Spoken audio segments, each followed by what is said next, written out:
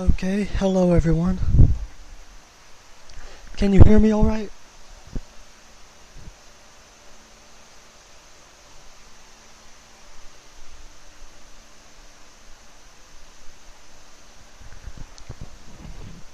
Alright, well, I'm going to go ahead and start the lesson right now. Hello mutants, I'm from Comp. Today we'll be learning about melody. We'll mostly be discussing melody in a monophonic and homophonic sense. Look those words up if you don't know what they mean. And we'll discuss counterpoint in a later lesson. All the notes used for this lesson will be available for download in the description.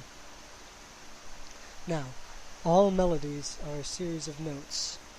That's pretty obvious, sure. Another defining characteristic of all melody is motion. Since melody is a series of notes, those notes need to be going somewhere, and it needs a way to get there. They get there through melodic motion. There are two types of melodic motion: conjunct and disjunct motion. Conjunct motion is where the notes in a melody move in steps, either half or whole steps. So, conjunct motion uses mostly intervals of a second. That's either a major or a minor second. Take this melody I have written on the screen here as an example. It's from the child's song Frere Jacques. I don't actually know if that's how you pronounce it. I never took French. But I'm going to go ahead and call it Frere Jacques. This melody is conjunct because it is mostly made of steps. There are only two cases of non-conjunct motion, and both are A to F going downwards, as you can see here. That's the interval of a descending major third. This is disjunct motion, motion larger than a second. Instead of being called steps, these are called skips. Skips comprise all intervals larger than a second. We can describe a melody as stepwise using steps or skipwise using skips. Those are respectively conjunct and disjunct motion. You can see by this picked two examples of conjunct motion and disjunct motion. I'm going to go ahead and play the song so you can hear the difference between the steps and the skips.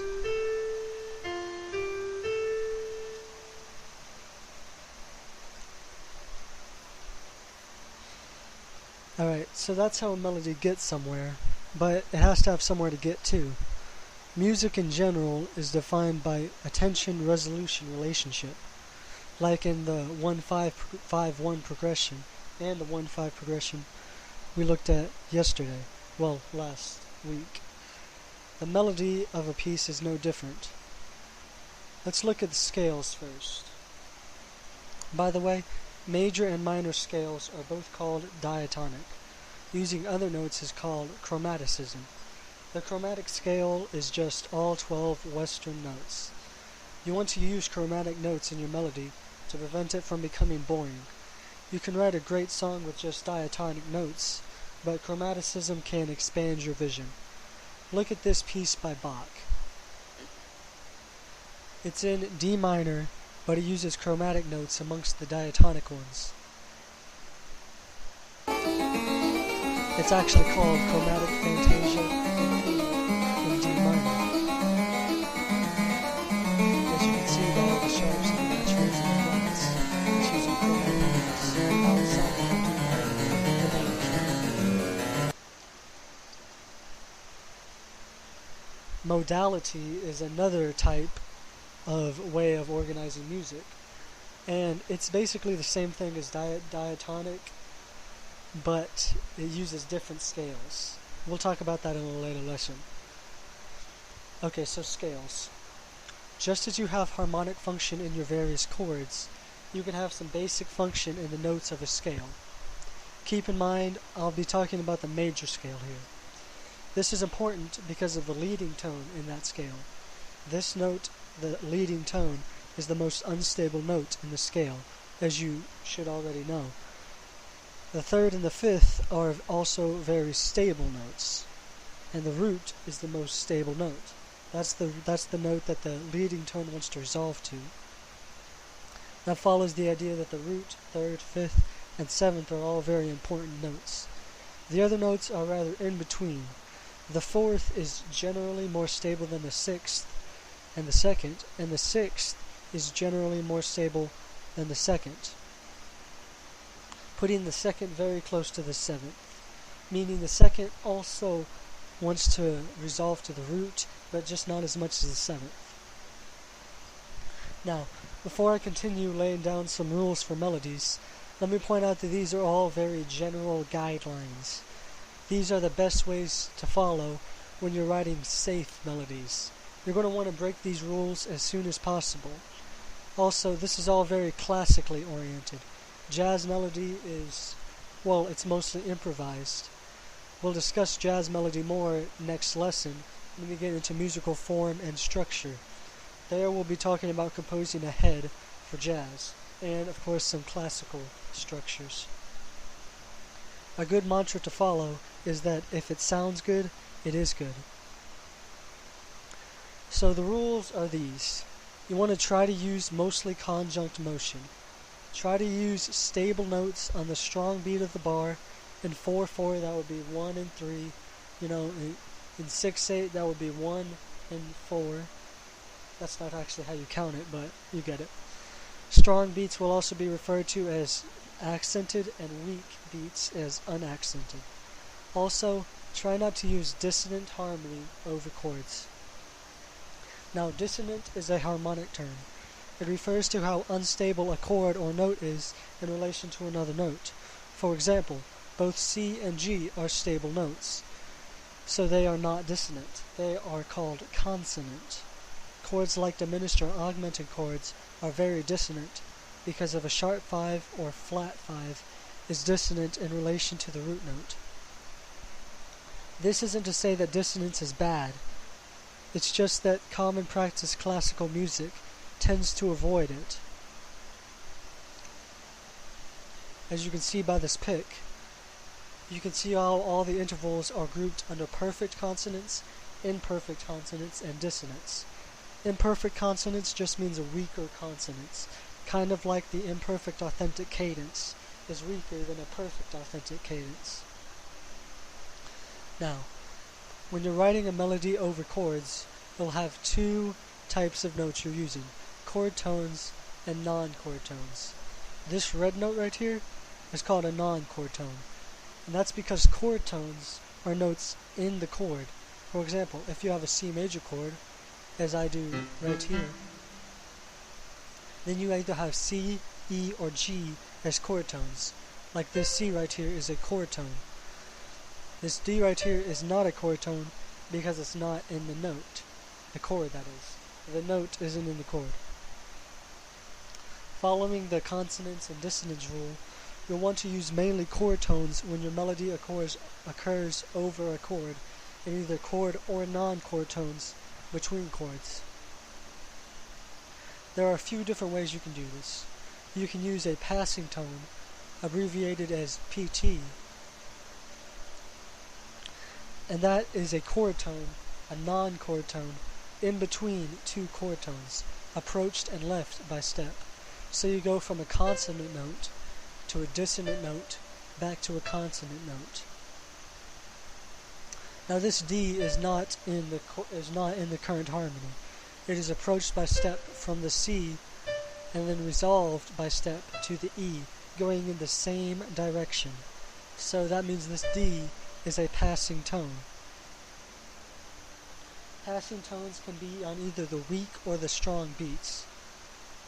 Neighbor tones are another type of chord tone. They are approached by step from a chord tone and resolved by step to the same chord tone.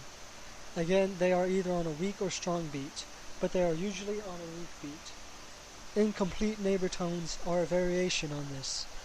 They can either be approached by step and resolved by skip, or approached by skip and resolved by step. The resolution is usually in the opposite direction of the approach. The first type of incomplete neighbor tone the one approached by step and resolved by skip, is called an escape tone. Escape tones always resolve in the opposite direction of the approach. These tones are usually unaccented. Anticipation is the use of non-chord tones that exploits changes in harmony. A non-chord tone may be a chord tone after a change in harmony. For example, this note B is a non-chord tone over C, but over this G chord it becomes chord tone. An anticipation occurs when you sustain a non-chord tone over a new chord and then it becomes a chord tone.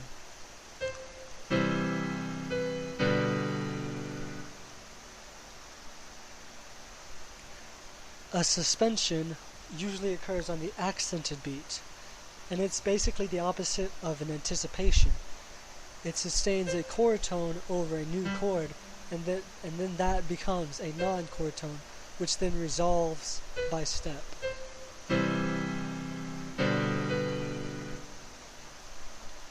You may notice that C is a fourth away from our root note, G. That basically makes a suspended chord. This melodic technique is where those suspended chords originated. Then you have changing tones, which are two consecutive non-chord tones.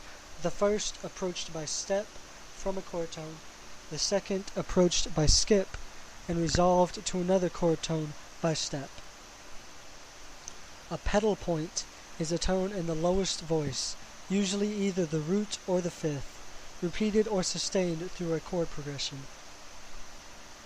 Alright, those are all good melodic elements to remember.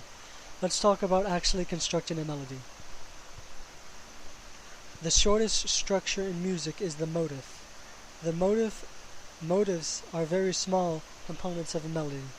A motive must have rhythmic and melodic components and be a recurring part of a section or a phrase. See this neighbor tone in the melody?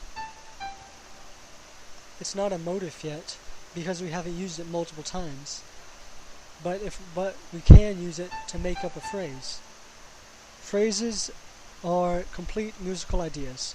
A phrase is a melody that lasts about as long as you can sing with a single breath. At medium tempos, this is usually a couple bars long. Now we can take this motive of ours and turn it into a phrase. You see, I've repeated the motive here. You'll notice that it's not repeated exactly the same. And that's because repeating a melody exactly the same tends to get really boring. You have to vary the melody. I varied this melody by moving it down a fourth. This was mostly to conform with harmony, a C major chord and then a G major chord. You see, this is a neighbor tone over C. Well, actually it's not, is it? But it'll be fine. Well, this is a neighbor tone over F major, and this one is a neighbor tone over C major. So we have a phrase that I've made from a motive. Now, you have to vary your motives and phrases, and you can do this several different ways. This pick shows a lot of different ways you can do that. And this pick shows those ways applied to a melody. Both of these picks are from a book by Arnold Schönenberg called Fundamentals of Music Composition. It's in the copy pasta and it's in the description, and you really should read it. These two picks are just small samples. You should take the time to look over every example.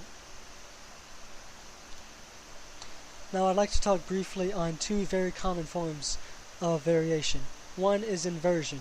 Inversion simply turns the melody upside down, so that the highs become lows and the lows become highs. See my motive here? I can invert that to take the low note, turn it into a high note, and the high notes and turn them into low notes. That would be inverting the melody. Retrograde is another form.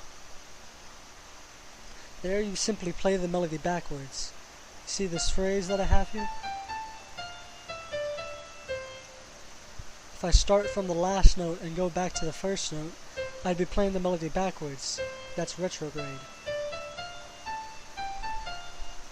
Now you can combine these to make retrograde inversion by simply playing it backwards and inverting it.